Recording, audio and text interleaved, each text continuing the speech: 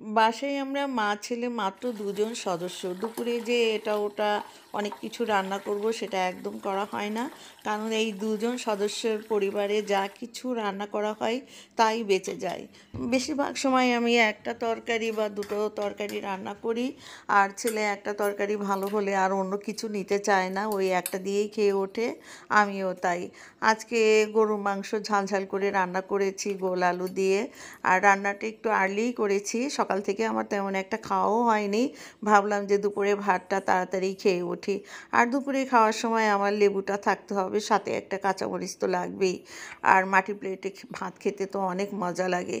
আর এই পেজটা খুলেছি আমি প্রায় 2 বছর হলে, আর ইউটিউব চ্যানেলটা মাত্র 20-25 দিন হলে। যারা ইউটিউবে আমার ভিডিওটা দেখছেন তারা চ্যানেলটি সাবস্ক্রাইব করবেন, আর যারা পেজে আছেন তারা ফলো দিয়ে লাইক কমেন্ট করে পাশে থাকবেন।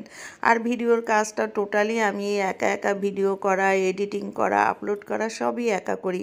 মাঝে মধ্যে মনে হয় কেউ একটু ভিডিও করে দেওয়ার মতো থাকলে খুব ভালো হতো।